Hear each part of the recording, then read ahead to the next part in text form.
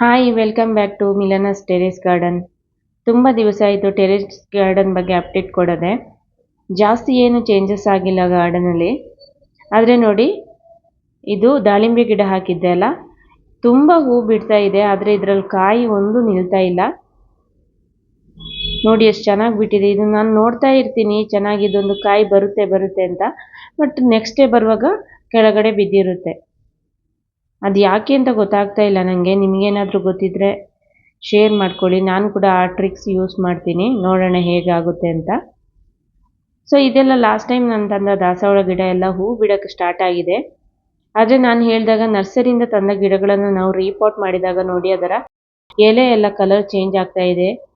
ಹಾಗೆಯೇ ಅದಕ್ಕೆ ಬೇಕಾದಂಥ ಸಫಿಷಿಯೆಂಟ್ ನ್ಯೂಟ್ರಿಷನ್ ಅದು ಸಿಗದಿದ್ದರೆ, ಅವರು ಪ್ರೀವಿಯಸ್ ಹೇಗೆ ಕೊಡ್ತಾಯಿದ್ರು ಹಾಗೆ ಸಿಗದಿದ್ದರೆ ಸ್ವಲ್ಪ ಅದರಲ್ಲಿ ಚೇಂಜಸ್ ಗೊತ್ತಾಗುತ್ತೆ ನಮಗೆ. ಆರೆಂಜ್ ಕಲರ್ ದಾಸವಾಳ ನೋಡಿ ಎಷ್ಟು ಚೆನ್ನಾಗಿದೆ ಅಂತ. ಇವತ್ತು 2 ಹೂವಾಗಿದೆ. ಹಾಗೆಯೇ ಈ ಗಿಡ ಸ್ವಲ್ಪ ಹೆಲ್ದಿಯಾಗಿ ಕಾಣ್ತಾ ಇದೆ. ಎಲ್ಲ ಗಿಡಗಳು ಚೆನ್ನಾಗಿ ಬರಬೇಕಂತ ಏನಿಲ್ಲ ನರ್ಸರಿಯಿಂದ ನಾವು ತಂದಂಥದ್ದು. ಅಂಥ ಸಮಯದಲ್ಲಿ ನಮ್ಮ ಗಿಡಗಳು ಚೆನ್ನಾಗಿ ಬರಬೇಕಂದ್ರೆ ನಾವು ಸ್ವಲ್ಪ ಕೆಮಿಕಲ್ ಫರ್ಟಿಲೈಸರ್ಗೆ ಡಿಪೆಂಡ್ ಆಗಬೇಕಾಗುತ್ತೆ. ಇಲ್ಲಾಂದರೆ ನಾವು ರೀಪಾಟ್ ಮಾಡೋ ಟೈಮಲ್ಲಿ ಸ್ವಲ್ಪ ಹ್ಯೂಮಿಕ್ ಆ್ಯಸಿಡನ್ನು ಸೇರಿಸ್ಕೊಂಡು ರೀಪಾಟ್ ಮಾಡಿದರೆ ಚೆನ್ನಾಗಿ ಬರುತ್ತೆ. ನೋಡಿ, ವೈಟ್ ದಾಸವಾಳ ಇವತ್ತೊಂದು ಹೂವಾಗಿದೆ. ಸ್ವಲ್ಪ ಪ್ರೀವಿಯಸ್ ಇದಕ್ಕಿಂತ ಹೂ ಬಿಡೋದು ಸ್ವಲ್ಪ ಕಡಿಮೆ ಆಗ್ತಾ ಬಂದಿದೆ. ಯಾಕಂದರೆ ನಾವು ಎಷ್ಟು ಫರ್ಟಿಲೈಸರ್ ಕೊಡ್ತೀವಿ ಅಷ್ಟು ಚೆನ್ನಾಗಿ ಅದು ಹೀರ್ಕೊಂಡು ಚೆನ್ನಾಗಿ ಹೂ ಬಿಡೋಕ್ಕೆ ಸ್ಟಾರ್ಟ್ ಆಗುತ್ತೆ. ಇದರಲ್ಲಿ ಮೊದಲು ನಾನು ಬಸಳೆ ಸೊಪ್ಪಿನ ಗಿಡ ಹಾಕಿದ್ದೆ. ಅದೆಲ್ಲ ತುಂಬ ಟೈಮ್ ಆಯಿತು. ಹಾಗೆಯೇ ಗಿಡ ಚೆನ್ನಾಗಿ ಬರ್ತಾ ಇರಲಿಲ್ಲ, ಎಲ್ಲ ಕಟ್ ಮಾಡಿ. ಅದಕ್ಕೋಸ್ಕರ ಇವಾಗೆಲ್ಲ ಚೆನ್ನಾಗಿ ಇದು ಮಾಡಿ ಮಿಕ್ಸ್ ಮಾಡಿಕೊಂಡು ಮಣ್ಣೆಲ್ಲ ಹದ ಮಾಡಿ ಪುನಃ ಇದಕ್ಕೆ ಹರವೆ ಸೊಪ್ಪಿನ ಬೀಜ ಹಾಕಿದ್ದೀನಿ. ನೋಡಬೇಕು, ಇನ್ನು ಬಂದಮೇಲೆ ಇನ್ನೊಂದು ಸಲ ಅಪ್ಡೇಟ್ ಕೊಡ್ತೀನಿ ನಿಮಗೆ ಇದರ ಬಗ್ಗೆ. ಜೆರೇನಿಯಮ್ ಆ್ಯಸ್ ಯೂಶ್ವಲ್ ಹೂ ಬಿಡ್ತಾ ಇರುತ್ತೆ. ನೋಡಿ, ಎಲ್ಲ ಗಿಡದಲ್ಲಿ ಕೂಡ ಹೂವಾಗಿದೆ. ಇದು ನೋಡೋಕ್ಕೆ ಒಂಥರ ಚೆನ್ನಾಗಿರುತ್ತೆ, ಬಟ್ ದೇವರಿಗೆಲ್ಲ ಇಡೋಕ್ಕಾಗಲ್ಲ. ನೋಡೋಕ್ಕೆ ಮಾತ್ರ ಒಂಥರ ಶೋ ಪ್ಲ್ಯಾಂಟ್ ಥರ ಇದು. ನೋಡಿ, ಶೋ ಫ್ಲವರ್ ಅಂತಲೇ ಹೇಳ್ಬೋದು. ನೋಡೋಕ್ಕೆ ತುಂಬ ಚೆನ್ನಾಗಿರುತ್ತೆ.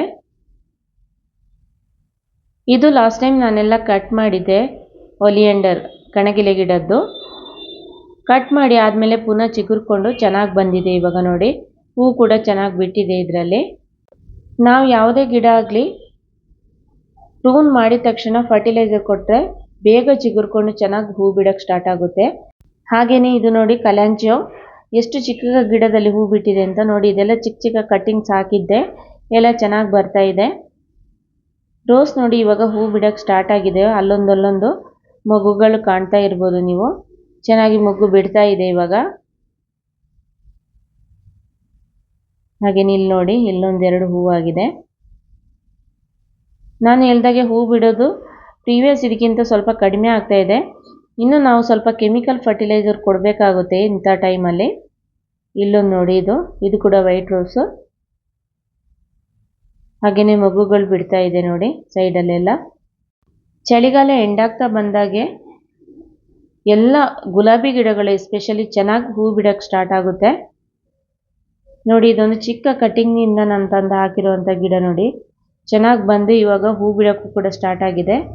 ವೈಟ್ ದಾಸವಾಳದ್ದು ಇದು, ನಾಟಿ ದಾಸವಾಳ.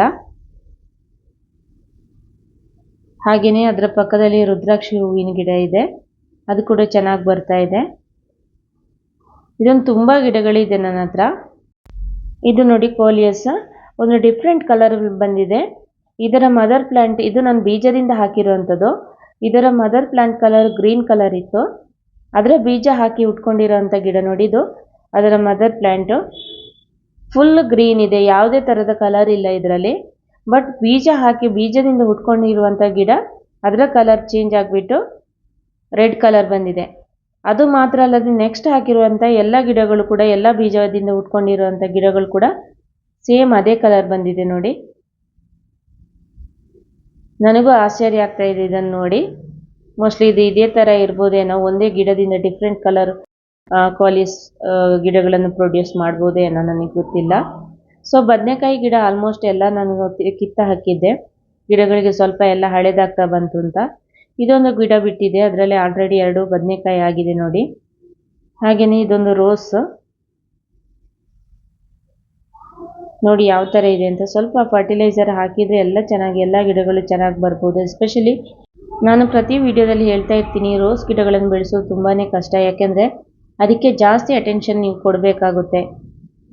ನೋಡಿ ಎಲ್ಲ ಕರ್ಣಕುಂಡಲ ಹೂ ಬಿಡೋಕ್ಕೆ ಸ್ಟಾರ್ಟ್ ಆಗಿದೆ. ಹೊಸ ಗಿಡಗಳಿದೆಲ್ಲ ರೆಡ್ ಕಲರ್ ಇತ್ತು, ಹಾಗೆಯೇ ಪರ್ಪಲ್ ಕಲರ್ ಇತ್ತು, ಎಲ್ಲ ಮಿಕ್ಸ್ ನಾನು ಸುಮ್ಮನೆ ಹಾಕಿರೋದ್ರಲ್ಲಿ ಎಲ್ಲ ಚೆನ್ನಾಗಿ ಬಿಡ್ತಾ ಇದೆ.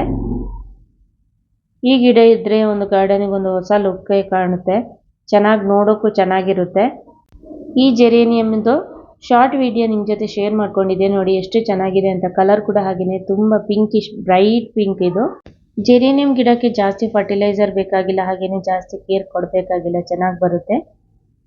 ಸೊ ಈ ವಿಡಿಯೋ ಇಷ್ಟ ಆದರೆ ಲೈಕ್ ಮಾಡಿ. ಯಾರೆಲ್ಲ ಇನ್ನೂ ನನ್ನ ಚಾನಲ್ಗೆ ಸಬ್ಸ್ಕ್ರೈಬ್ ಆಗಿಲ್ಲ ಪ್ಲೀಸ್ ಸಬ್ಸ್ಕ್ರೈಬ್ ಮಾಡ್ಕೊಳ್ಳಿ. Happy gardening.